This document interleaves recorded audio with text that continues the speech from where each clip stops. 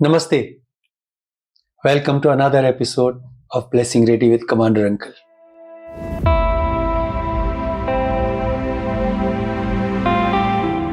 ये बहुत आश्चर्य की बात नहीं है कि इस शो पे मेजॉरिटी महिलाओं की रही है और इसके लिए हमने कोई विशेष एफर्ट नहीं किए। ये रियलिटी है, वास्तविकता है कि जिस तरह की स्ट्रगल्स, जिस तरह की मेहनत और जिस तरह की सफरिंग ईश्वर ने महिलाओं के हिस्से में दी है, हम लोग उसकी कल्पना भी नहीं कर सकते। और जिस तरह की strength both mental and emotional आपको अपनी माताओं में, बहनों में देखने को मिलती है, उस तरह की स्ट्रेंथ आपको अपने भाइयों में और पिताओं में देखने को नहीं मिलेगी। आज हम जिनसे मिलने जा रहे हैं वो एक बहुत शक्तिशाली महिला, जिन्होंने अपनी जिंदगी में स्ट्रगल किया, उनको ओवरकम किया और हर सिचुएशन को सहन करते हुए ऊपर आए और आज हम सब के लिए रोल मॉडल हैं। मैं चाहता हूं कि आप दीक्षा सती से मिलें और उनके बारे में जानें। दीक्षा जी, आपका स्वागत है। Thank you, Uncle. First of all, thank you so much. I don't deserve this platform to speak, but thank you so much for inviting me here. मुझे जानना है कि आपके बचपन की क्या यादें हैं? अंकल, बचपन तो बहुत ही खूबसूरत था। हमारी बहुत बड़ी फैमिली और मेरे पापा लोग 6 भाई और उनके सब फैमिली, हम लोग सब लोग साथ में रहते थे एक ही घर में और किचन भी सेम होता था। तो सारे कुछ फेस्टिवल एंजॉय करना है या मतलब अगर जहाँ पे ज़्यादा लोग होंगे तो वहाँ पे उतनी ही ज़्यादा मस्ती भी होगी। तो मैं ऐसे परिवार से आई और फिर स्कूल में भी मतलब काफ़ी सारा कुछ आई एम ऑलवेज मतलब कि कुछ ना कुछ करना है। और स्कूल में जैसे अगर मैं अपने जूनियर स्कूल में, मैं शिशु मंदिर विद्या मंदिर में पढ़ती थी, वहाँ पे रानीखेत में। तो वहाँ की बात करो तो वहाँ सारे कैंप्स अटेंड करना, स्पोर्ट्स में, पढ़ाई में मैं ठीक थी, बट मेरे को अदर एक्टिविटीज़ में बहुत ज़्यादा मज़े आते थे। बट सेम टाइम हाँ, गाइडेंस नहीं मिली कि मतलब उस चीज़ को अगर अगर हम उसे एज अ करियर चूज़ करते तो शायद आज मैं कहीं और दूसरी जगह पे होती या कुछ और कर रही होती। और घर में हमेशा ही ओपन माहौल रहा कि मतलब बच्चों पे ऐसे रोक टोक नहीं होती थी कि यहाँ नहीं जाना, वहाँ नहीं जाना, क्योंकि छोटे शहर में सब लोग सेफ, पूरा शहर ही एक फैमिली की तरह ही होता है, सब एक दूसरे को जानते हैं। तो हम लोगों को कभी भी फैमिली से ऐसे रोक टोक नहीं होती थी कि आपको इधर नहीं जाना या कैंप में नहीं जाना। तो स्कूल में मैं बहुत पार्टिसिपेटिव रहती थी। तो स्काउट एंड गाइड्स में मेरे को एक बार प्रेसिडेंट अवार्ड मिला डॉक्टर APJ अब्दुल कलाम से 26 जनवरी को यहाँ बुला के। देन ऐसे काफ़ी कुछ मतलब छोटे शहर में, और फिर बिग फेम मिल जाता है। अगर आप छोटे से शहर में कुछ भी करो तो आप बहुत फेमस हो जाते हो, क्योंकि आप पब्लिश हो जाते हो और न्यूज़पेपर में, सब में कुछ भी मतलब मुझे याद है मेरे को CM अवार्ड मिला था चीफ मिनिस्टर से वहाँ पे उत्तराखंड में, वो भी स्काउट एंड गाइड में मिला था। देन स्पोर्ट्स एक्टिविटी में कुछ तो आप रोज प्रिंट हो रहे हो मतलब पेपर में। तो एक से एक तरीके से बोले आप सेलिब्रिटी थे अपने छोटे से शहर की। हाँ, कह सकते हैं। मतलब मैं अपने आप को सेलिब्रिटी बिल्कुल नहीं कहना चाहती, बट हाँ, मैं नोन थी कि रोज कुछ ना कुछ आ रहा है। और वैसे भी हमारी फैमिली भी काफ़ी मतलब सती फैमिली, मतलब एक मेरे दादाजी का काफ़ी नाम था, तो सब लोग जानते थे। तो उनके बिहाफ में भी मतलब आपको फिर आगे आगे जानते हैं कि ये उनके ग्रैंड डॉटर है और कुछ। तो ऐसे लाइफ बहुत ब्यूटीफुल। तो एक लाइफ बहुत ब्यूटीफुल थी, पढ़ाई भी चल रही थी? पढ़ाई बिल्कुल सही चल रही थी। पढ़ाई मतलब एवरेज, अगर मैं थोड़ा ज्यादा ध्यान देती तो ऑब्वियसली मैं पढ़ाई में भी अच्छा करती, बट मेरा इंटरेस्ट सारा का सारा मतलब ये सब एक्स्ट्रा करिकुलम एक्टिविटीज में था। तो बहुत मजा आता था मतलब कुल मिला के स्कूल टाइम में। मेरे सेम टाइम मेरे दादाजी वहाँ पे एक स्कूल है, मेरे दादाजी भी प्रिंसिपल रहे हैं और मैथ्स के टीचर थे। मतलब वो बहुत एकेडमिक काइंड ऑफ और स्ट्रिक्ट थे, इसीलिए मतलब इतनी बड़ी जॉइंट फैमिली उन्होंने, और छः बच्चों को एक साथ रखना, लाइन अप करना। हमारे घर पे और भी लोग आके मतलब पढ़ाई करते थे। मेरे दादाजी को ऐसा अच्छा लगता था कि मतलब आओ हमारे घर पे, आओ पढ़ो, रहो, खाओ। तो हमारे 6 फैमिलीज के अलावा भी बहुत से मतलब मामा के, चाचा के, कहीं दूर के चाचा के, मौसा के, वो सब बच्चे भी हमारे घर पे होते थे। तो सब लोग, इतने सारे लोग होते थे, मतलब एक बारी में आई थिंक 40-50 लोगों का खाना तो मम्मी लोग बनाते ही थे। हाँ, सेम टाइम मम्मी लोग हम लोगों के ऊपर बिल्कुल ध्यान नहीं दे पाते थे। वो बस एक उनका रूटीन फिक्स था। मेरी मम्मी बहुत अच्छी, मतलब आप कह सकते हो कि अपने मतलब मेरे नैनीहाल की तरफ से काफ़ी मतलब अच्छे फैमिली से बिलोंग करती थी। यहाँ भी बहुत अच्छा ही है, लेकिन चूल्हा चौका ही मतलब में ही फंस के रह गए, तो कुछ कर नहीं पाए और ना हमको भी कोई गाइडेंस नहीं दे पाए, क्योंकि उनका रूटीन बस मॉर्निंग में सुबह खाना बनाने से शुरू होता था, रात को खाना बनाने में ख़त्म हो जाता था। अगर 40-50 लोग फैमिली में हैं तो कैसी लाइफ होएगी। जॉइंट फैमिली के अपने मजे हैं, बहुत मजे और हैं, अपनी मतलब स्ट्रगल है। बिल्कुल, मतलब मुझे ऐसा लगता है कि अगर लीड सही हो रहा है तो जॉइंट फैमिली से बेटर कुछ नहीं हो सकता। कुछ नहीं हो सकता, एक सिक्योरिटी रहती है। बिल्कुल, सबको एक दूसरे का इतना सपोर्ट होता है। मतलब आप कहीं भी जा सकते हो, किसी को भी छोड़ के कहीं जाना है किसी ने, या फैमिली में कोई दुख तकलीफ या शादी वादी, सब में मजा ही साथ में ही आता है। और फिर एक स्टेज आई जिसमें फैमिली स्प्लिट हुई। वो तो बहुत, मतलब मैं उसके बारे में बात करना तो नहीं चाहती, बट फिर डिसीजन लिया कि अब सब लोगों को अलग अलग हो जाना चाहिए। तो बिजनेस स्प्लिट हुआ। मेजरली बिजनेस, मतलब पापा के पास कुछ एक एजेंसी थी छोटी सी। उसके अलावा मतलब पापा इतने डिपेंड थे, मतलब डिपेंड ही कहेंगे कि उन्होंने अपने लिए कुछ सोचा नहीं और अपने लिए कुछ सेविंग्स करके नहीं रखी थी। उन्होंने कभी भी अपने लिए, मेरे को नहीं लगता कि उन्होंने अपने लिए और बच्चों के लिए कुछ सोचा होगा, क्योंकि उनको ऐसा लगता था कि भाई हैं मतलब बड़े, तो वो मेरा खराब नहीं करेंगे। और जब अलग हुए, बट जब अलग हुए तो ठीक है, मे भी वो भी अपनी जगह पे सही होंगे। पापा ने अपने लिए उसी टाइम पे सोचना चाहिए था जिस समय मतलब ग्रो कर रहे थे। तो फिर पापा डिप्रेशन में आ गए और सडनली सब कुछ चेंज हो गया,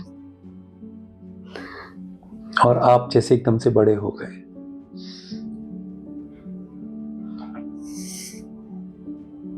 घर को चलाने की जिम्मेदारी फिर किसकी आई?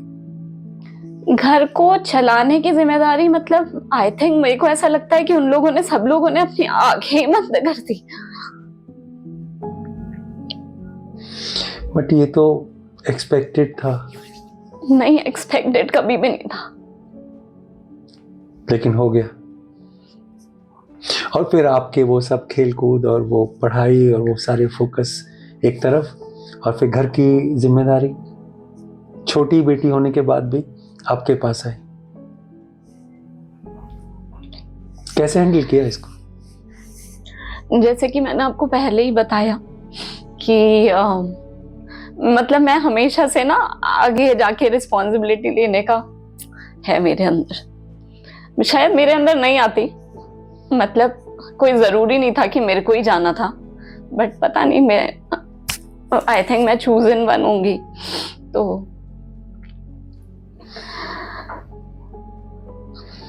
और मैं नहीं भी करती तो भी शायद काम तो होते ही। बेसिकली फिर क्या हुआ कि पापा ने दुकान में, मतलब पापा का इंटरेस्ट ही खत्म हो गया काइंड ऑफ, क्योंकि इतना बड़ा बिजनेस के बाद आप एक छोटी सी दुकान, वो भी आपको अब स्टार्ट करनी है, मतलब खाली दुकान दे दी और आपको अब न्यू बिजनेस स्टार्ट करना है, जब आपकी 3 लड़कियां शादी के लिए खड़ी हैं और विदाउट फंड्स। फिर पापा तो जाते थे, शॉप खोलते थे, बट पापा काइंड ऑफ डिप्रेशन में आ गए थे, तो मेरे को जाना पड़ता था। मैं ग्रेजुएशन भी कर रही थी सेम टाइम। मैं कॉलेज से वापस आती थी, देन शॉप पे बैठती थी। क्योंकि एजेंसी का काम था, जो कि मतलब निप्पो एजेंसी हमको मिली थी, और वो काइंड ऑफ मतलब सेल्स एंड बैटरी, अब चार्जेबल का जमाना आ रहा था, तो सेल्स एंड बैटरी का काम कम होता रहे, मतलब कम होने लगा था। तो वो भी मतलब वो जो बिजनेस दिया वो डाउनफॉल में ही था ऑलरेडी। तो फिर हम लोगों ने उसको किसी तरीके से, ठीक है, मतलब शर्ट करके, वो पापा के अंदर एक ये था कि नहीं, हम एजेंसी कैसे बंद कर सकते हैं, क्योंकि मतलब इतने सालों से चली आ रही है, कोई बात नहीं, हम ऐसे ही चलाएंगे। कैसे चलाएंगे कुछ नहीं पता, इधर उधर से पैसे वैसे लेके वो किसी तरीके से बंद किया। और पापा ने उसके बाद से मतलब गिव अप कर दिया।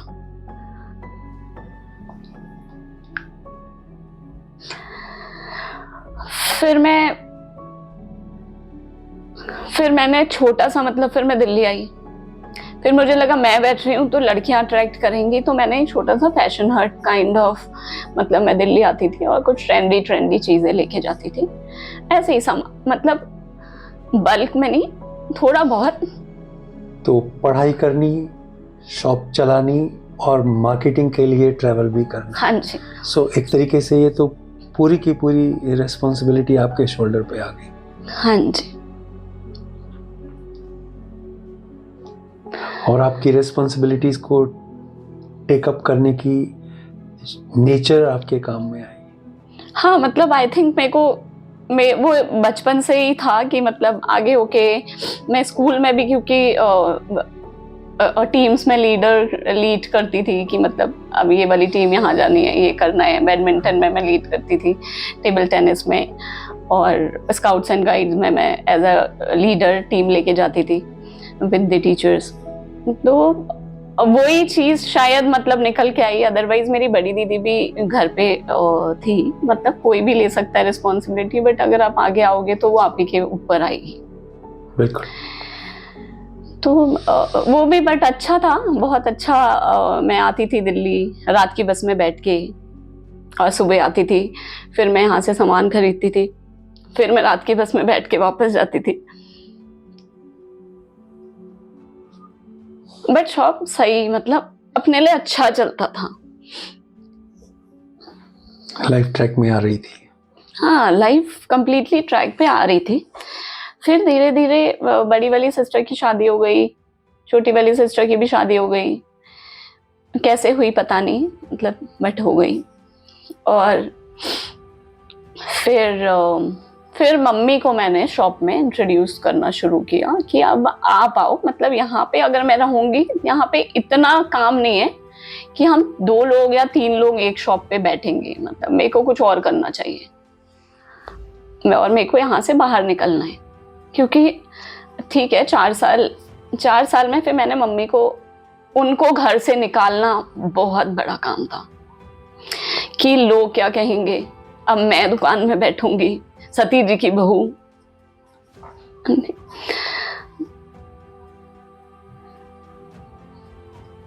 फिर लेकिन आई, फिर अब मम्मी संभालती है शॉप। मुश्किल तो रहा। हाँ, मतलब हाँ। और एक बार उनको शॉप हैंड ओवर कर दी, फिर आपका फ्यूचर कैसे आगे बढ़ा? शॉप हैंड ओवर करी, देन प्रोक्योरिंग, मतलब फिर मैं दिल्ली आ गई अपनी सिस्टर के पास। मेरी सिस्टर, छोटी वाली सिस्टर ऑलरेडी यहाँ पे जॉब कर रही थी, और फिर मैं दिल्ली आई। मैंने ग्रेजुएशन कर लिया था, मीनवाइल मेरा ग्रेजुएशन भी कंप्लीट हो गया था, बीकॉम। फिर मैं दिल्ली आ गई, तो मैं फिर भी दिल्ली से सारा सामान मैं ही, मतलब यहाँ से, क्योंकि तब अभी मम्मी को सिर्फ दुकान में बैठाया था, तो वो दिल्ली आके प्रोक्योरिंग करना, तो मतलब। और फिर क्लाइंटेल चेंज हो जाता है, मतलब मैं बैठ रही थी तो मेरे साथ में सारा गर्ल्स वाला क्राउड आता था, और अभी मम्मी आ गई तो अब क्लाइंट्स चेंज होने लगे, मतलब अब आंटियां आती हैं। तो फिर अब जाके मैं मतलब अब दुकान के लिए नहीं प्रिक्योरिंग करती हूँ, क्योंकि अब मेरा यहाँ से जो मैं कुछ भेजती हूँ वो वहाँ पे टेस्ट नहीं चलता, तो अब मम्मी खुद कर लेती है। अब मम्मी फुल्ली, मतलब अब मम्मी को अच्छा लगता है कि मैं दुकान जाती हूँ। अब उनसे अगर कोई बोले कि अब आप घर पे बैठो तो वो बिल्कुल घर पे नहीं बैठ सकती, मतलब। और उनके लिए बहुत अच्छा है इस एज में, मतलब ठीक है दोनों ही चीज़ है। इस एज में काम करो तो लोग कहते हैं कि इस एज में आके तुम काम कर रहे हो, बट इस एज में काम करना अच्छा है कि घर में बैठने से तो बेटर है कि आपका एक रूटीन सेट है। आप मॉर्निंग में उठते हो, देन आप सारे दिन शॉप पे रहते हो, इंटरेक्ट करते हो लोगों के साथ। लेकिन हाँ, सेम टाइम मैं एक चीज़ और बोलूँगी कि एक चीज़ और आपको बताना चाहूँगी कि पापा एक पिलर की तरह हमेशा से खड़े रहे। कभी भी उन्होंने मतलब मेरे को पहले भी और मतलब इतना कुछ होने के बाद भी पापा ने कभी ये नहीं बोला होगा कि नहीं ये नहीं करना है, ये करना है। और हाँ, मतलब मैं तुम्हारे साथ हूँ, ठीक है, करो क्या करना है। उनका मतलब बस इतना ही, मतलब ही इज वेरी पॉजिटिव। वो कभी भी किसी के बारे में नेगेटिव नहीं बोलेंगे। आज की डेट में भी वो, मैं तो इतना कुछ बोल रही हूँ बट वो ये भी नहीं बोलेंगे, कहेंगे कोई बात नहीं आगे बढ़ो। He fought his mental हाँ, condition and helped you as much as he could under the बिल्कुल situation. बिल्कुल। मतलब उनके भी 3-4 साल उनके बिल्कुल डिस्टर्ब रहे। मैं सपोर्ट करती थी बट प्रेशर तो उन्हीं के ऊपर था ना, मतलब उनके ऊपर ही, मतलब कैसे चलाएंगे और ये सब। तो चलिए आगे बढ़ते हैं। ये तो हो गया आपका बैकग्राउंड। आप दिल्ली आए। दिल्ली आई, देन मैंने फिर जॉब स्टार्ट करी। फिर हॉस्पिटैलिटी, क्योंकि ऐसा कोई डिग्री नहीं थी तो हॉस्पिटैलिटी का ही मैंने एक छोटा सा कोर्स किया, और 3-4-6 महीने का मैंने एक कोर्स किया हॉस्पिटैलिटी का, और फिर मैं प्लेसमेंट हो गया ताज में। तो मैं विमानता बाय ताज द्वारका में मैंने गेस्ट रिलेशन एग्जीक्यूटिव ज्वाइन किया। देन ग्रो करते करते फिर मैं चेम्बर्स में एज अ सुपरवाइज़र काम कर रही थी। तो मैंने 6 इयर्स ताज में काम किया और बहुत अच्छा हैपनिंग, अच्छी लाइफ। देन फिर मेरे को चरणजीत मिले और फिर लाइफ उसके बाद और ब्यूटीफुल हो गई। इसके बारे में डिटेल से बात करते हैं। एक तो ये कि हस्बैंड वाइफ सोशल वर्क में चाहें तो दोनों का अलाइनमेंट और ट्यूनिंग बहुत ज़रूरी है, एक तरह की हो, क्योंकि पता है किस तरह की ज़िंदगी सोशल वर्क में होती है। और आप दोनों ने एनजीओ बना के चलाने का फैसला कब और कैसे किया, इसकी बैकग्राउंड जरा बताइए। एनजीओ दोनों ही हम लोग मतलब काइंड ऑफ सोशल सर्विस में हमेशा मतलब एक्टिव रहते हैं कि किसी का भी पेन, हम दोनों को ऐसा नहीं होता कि हम अगर कोई पेन में है हम आगे चले जाएंगे। तो वो सेम फीलिंग दोनों के ही अंदर से हमेशा से थी। तो 2018 में हम लोग मिले, कुछ तो कर ही रहे थे। और मेरे अंदर खुद से भी बचपन से था कि मेरे को सोशल सर्विस करनी है, मतलब किसी एनजीओ में वॉलंटियर करना है या कुछ करना है। तो फिर जब हम दोनों मिल गए और उसके बाद जस्ट लॉकडाउन आ गया। लॉकडाउन में हम लोगों ने ये डिसाइड किया कि हम लोग एक तो टीवी नहीं देखेंगे। और उस टाइम पे मैंने कंसीव भी किया हुआ था, हमें 2 साल हो गए थे ऑलरेडी शादी किए हुए। और तो मैंने कंसीव किया हुआ था और हम लोग डॉक्टर अपॉइंटमेंट के लिए ड्यूरिंग लॉकडाउन डॉक्टर विजिट के लिए जा रहे थे। तो डॉक्टर विजिट के लिए जाते हुए हम लोगों ने माइग्रेंट्स जाते हुए देखे। वो दिन अंकल ऐसे था कि लाइफ चेंज नहीं। उसके बाद से हम लोग कभी भी सोशल वर्क के लिए पीछे नहीं हटते हैं। उस दिन क्या हुआ था मैं आपको बताती हूँ। हम लोग डॉक्टर विजिट करके अपोलो होली फैमिली हम लोग आते थे। होली फैमिली से ही सारा कुछ चल रहा था। तो फरीदाबाद बॉर्डर सील हो गए थे, बट माइग्रेंट्स वॉक कर रहे थे। अगर आपके पास मेडिकल पेपर्स हैं तो फिर भी विजिट करने देते थे, मतलब ट्रैवल करने देते थे थोड़ा बहुत। अगर वो बाद में फिर इमरजेंसी ही को अलाउ किया था, बट रूटीन चेकअप के लिए फिर वो उसके लिए भी स्ट्रिक्ट कर दिया था। तो हम लोग जा रहे थे और माइग्रेंट्स वॉक कर रहे थे फरीदाबाद वाला जो हाईवे है उस पे, और वहाँ पे बहुत सारे बिहारी फैमिलीज चल के जा रही थी। एक लेडी एक बच्चा हाथ में पकड़े हुए और उसका हस्बैंड सारा मतलब लगेज सर में रख के हाथ में रख के वो आगे आगे वॉक कर रहा है। और वो लेडी हम लोगों ने देखा, मतलब स्लो तो हम लोग ऑलरेडी गाड़ी स्लो करी हुई थी कि हम क्या कर सकते हैं, मतलब ये सब लोग जा रहे हैं, इतने सारे लोग। और स्टोरी सुनने में तो पहले से ही आने लगी थी कि मतलब याली फैक्ट्री से इतने लोग जा रहे हैं या इधर से इतने लोग जा रहे हैं अपने घर, एक कियोस्क हो गया था काइंड ऑफ। तो हमने देखा वो लेडी, आई थिंक उसका मेंस्ट्रुअल साइकिल था और वो पूरा मतलब ब्लीड हुआ था उसको, और आई थिंक उसके पास पैड वगैरह प्रोटेक्शन कुछ नहीं होगी। और वो मतलब वो दिन ऐसा लगता है कि मतलब इतनी हेल्पलेस वो लेडी मैंने देखी। फिर हम लोगों ने उनको बोला आप यहाँ पे अगर आप वेट कर सकते हो तो आप 5 या 10 मिनट के लिए वेट करो, हम गाड़ी से जाके सैनिटरी पैड्स या कुछ लेके आएंगे। और हमारी गाड़ी में हमेशा ही, क्योंकि हम ट्रैवल इतना करते हैं तो हमारी गाड़ी में हमेशा मतलब कपड़े रहते हैं। तो फिर हम लोग सीडी और मैं दोनों हम लोग गए फिर मेडिकल शॉप। फिर हम लोगों ने सैनिटरी पैड्स, सिर्फ उसके लिए नहीं, और भी वहाँ पे जो लेडीज थी, मतलब हमारे दिमाग में वो स्ट्राइक कर गया कि ये इमरजेंसी में इनको चाहिए होगा मतलब। तो हम लोगों ने फिर सैनिटरी पैड्स की एक छोटी सी सबको डिस्ट्रीब्यूट किया और हम लोग घर आए। वो माइंड में इतना इम्पैक्ट उस चीज़ का आ गया था कि फिर हम लोगों ने डिसाइड किया कि हम घर में नहीं बैठेंगे। दीक्षा, एक बात बोलूं, जिसने खुद तकलीफ देखी हो लाइफ में उसको इस सिचुएशन से खुद को आइडेंटिफाई करना बहुत आसान हो बिल्कुल जाता है। बिल्कुल सही बात है अंकल। एक हमारे यहाँ कहावत है, जिसके पैर ना पड़ी बवाई वो क्या जाने पीर पर आई। दूसरों की तकलीफ उसी को समझ आती है जो खुद बहुत तकलीफ में रहा हो।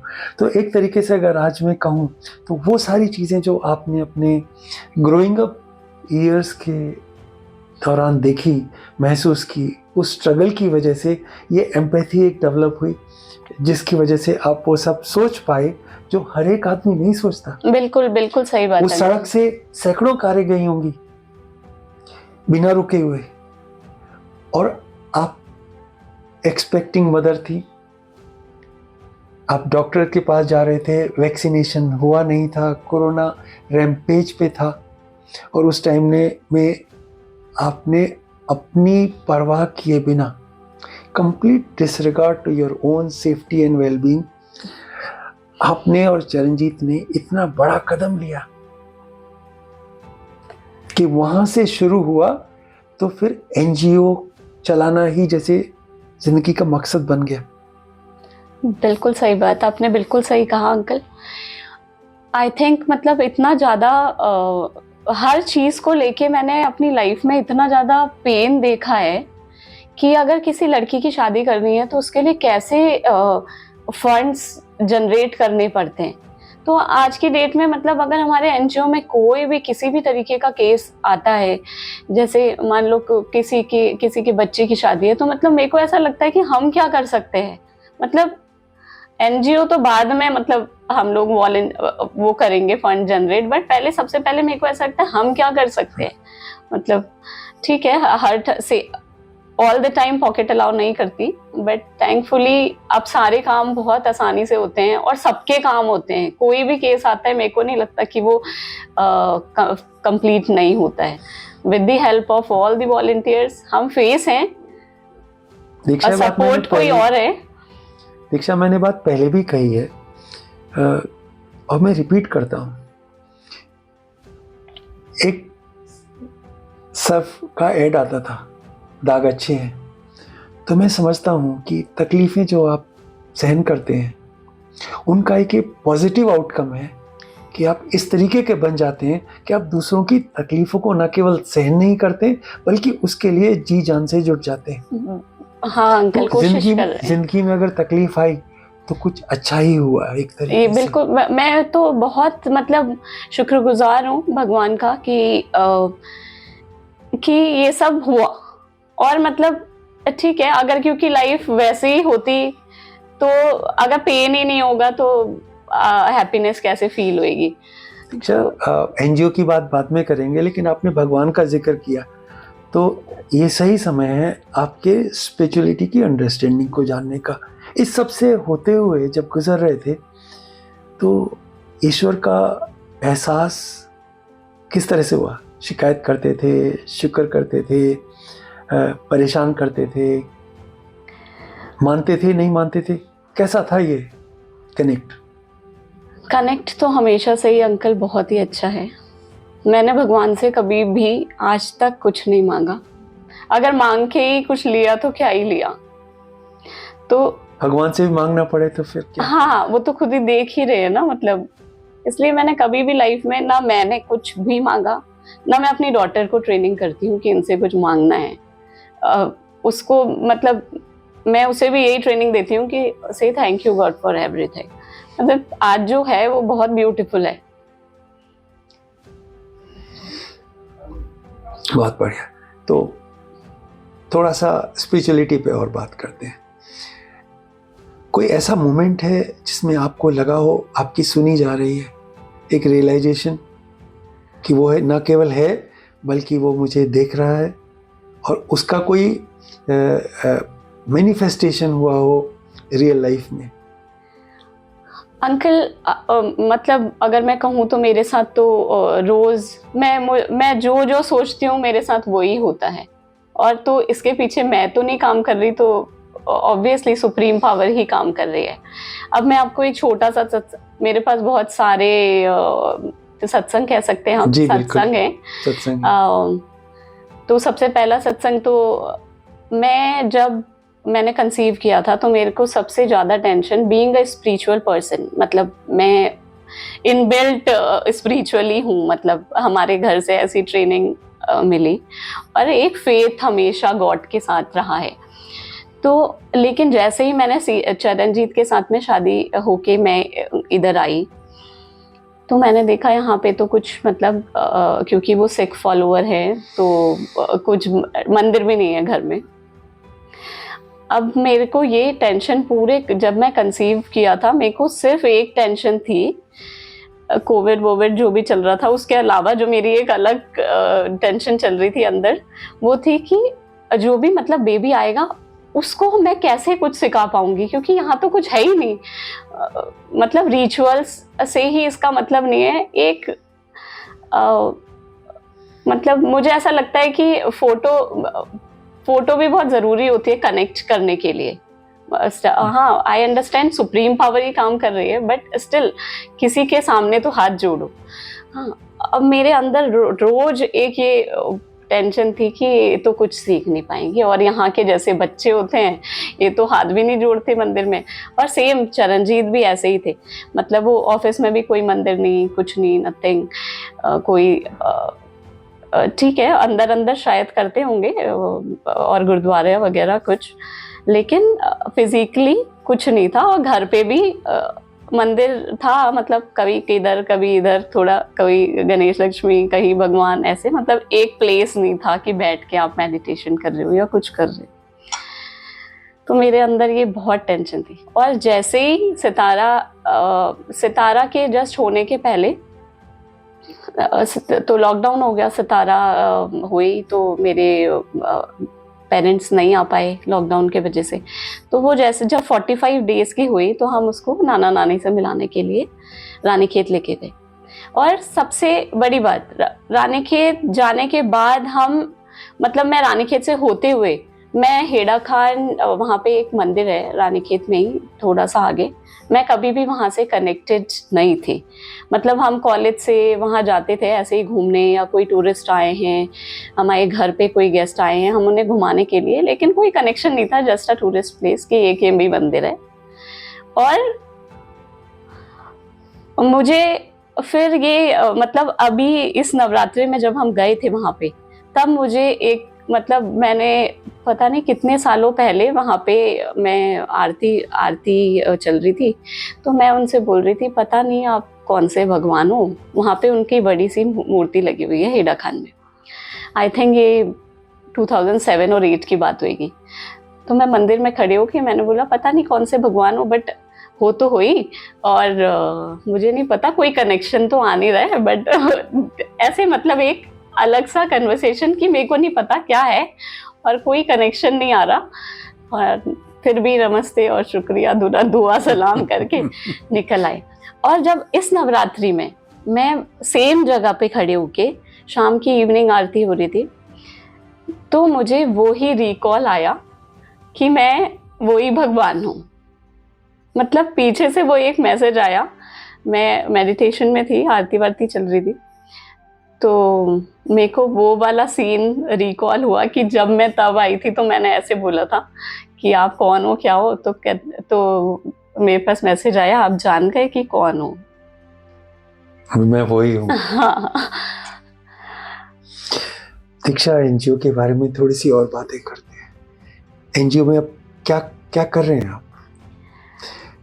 जैसे कि मैंने आपको बताया कि मुझे खुद अपने लिए अगर घर से गाइडेंस मिली होती तो मैं कुछ और कर रही होती, मतलब क्योंकि हम लोग एक अच्छी फैमिली से थे। अगर थोड़ा सा गाइडेंस किसी बड़े की या किसी मेंटर की या किसी की भी मिल जाती तो शायद रूट क्लियर होता कि मतलब आप अगर ये चीज़ अच्छी कर रहे हो।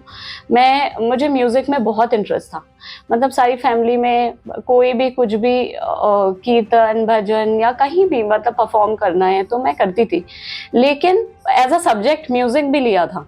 बट उसके बाद किसी ने कोई गाइडेंस ही नहीं दी कि तुम इस पे आगे कुछ मतलब बीए करो, एमए करो, देन पीएचडी करो, कुछ मतलब तुम्हारा अगर इसमें इंटरेस्ट है तो तुम्हें ये करना चाहिए। जैसे मैंने अंकल आपको बताया कि म्यूज़िक में मतलब छूट गया था एक समय पे, लेकिन अब मुझे बहुत खुशी हो रही है आपको ये बताते हुए कि मैंने फिर से म्यूज़िक स्टार्ट किया है। एनजीओ, कंपनी, जॉब, सितारा, इन सब के अलावा मैं अपने लिए थोड़ा सा टाइम निकालती हूँ और मैं म्यूज़िक की प्रोफेशनल क्लासेस ले रही हूँ। मैं सितार इंस्ट्रूमेंट सीख रही हूँ अभी। ये जो पेन है, मुझे लगता है कि ये मैक्सिमम लोगों को सेम टाइम गाइडेंस नहीं मिलती है, इसलिए अभी हम लोग प्रोजेक्ट एजुकेट सेंटर्स खोल रहे हैं। मैक्सिमम उत्तराखंड में है। उत्तराखंड से हमने शुरू किए थे, ऑल ओवर इंडिया है, अभी 45 सेंटर्स हम लोगों के रनिंग है। तो ये जो प्रोजेक्ट एजुकेट सेंटर्स खोलने का मोटिव है, बेसिकली ये सिर्फ एक उनको कंप्यूटर्स डोनेट करना नहीं है कि हम उनके स्कूल में एक लैब बना रहे हैं। इसके अलावा हम वॉलंटियर्स से कोऑर्डिनेट करके जो भी वॉलंटियर जिस चीज़ में बेस्ट हो, अगर जैसे कोई म्यूज़िक में अच्छा कोई सिंगर वगैरह है तो वो कैसे अपनी करियर मतलब अचीव कर पाया, एज अ हॉबी आप उसको कैसे अपना करियर अचीव कर पाए। तो ये सब जो ब्रिज है एक बेसिकली बच्चों के लिए जो बहुत ज़रूरी है, उनको सेम टाइम अगर काउंसलिंग मिल जाए तो वो उनका मतलब टाइम वेस्ट नहीं होगा। जैसे मुझे ऐसा लगता है कि मैंने भी अपने लाइफ के मतलब ठीक है बस जो आ रहा था सामने वो करते चले गए, अगर कुछ गाइडेंस होती तो कुछ और कर रहे होते। तो बेसिकली जो चीज़ आपने अपनी लाइफ में मिस की तो मैं उसी एडल्ट सुपरविजन, वो आप इन बच्चों को जो अंडर प्रिविलेज सेक्शन से आते हैं आप उनको प्रोवाइड करते हैं। तो it is just not computers, ये केवल कंप्यूटर नहीं है, केवल एजुकेशन नहीं है, बल्कि एक तरीके से आप उनके गार्जियन भी हैं। हम लोग कोशिश करते हैं कि हम हर इंडिविजुअल तक कनेक्ट कर पाएँ। स्कूल के सारे बच्चे जितने भी अभी 45 सेंटर्स हैं, हर फ्राइडे या सैटरडे 9:30 पे हम लोग क्लास करते हैं। अलग अलग मेंटर्स बच्चों के साथ कनेक्ट करते हैं, अपना लाइफ का एक्सपीरियंस शेयर करते हैं। वहाँ से बहुत सारी क्वेरीज आती है कि किसी को कुछ बनना है या कुछ बनना है, तो फिर हम उनके लिए वो पर्टिकुलर क्लास या फिर पर्सनल काउंसलिंग अरेंज करते हैं। तो दैट्स द मोटिव, मतलब ये मुझे ऐसा लगता है कि ये मैंने मिस किया है तो ये होना चाहिए, इसलिए हम लोग इस पे काम कर रहे हैं। दीक्षा, थैंक यू सो मच। आप हमारे शो पे आए, हमसे बात की, अपनी बात को इतनी साफ गोई से, इतने अच्छे से, विस्तार से आपने शेयर किया। आपको अंदाज़ा नहीं है कि जो लोग इस शो को देखेंगे उनमें ऐसे बहुत से होंगे जो आपकी ज़िंदगी से अपनी ज़िंदगी को आइडेंटिफाई करेंगे और उनको हिम्मत मिलेगी। बहुत बहुत धन्यवाद। Thank you so thank you much. Uncle, thank you so much. Entire team of Blessing Ready is proud to be associated with Anything Will Do, a non-profit organization working towards humanity. If you would like to be associated with Anything Will Do, please follow the link given in the description below.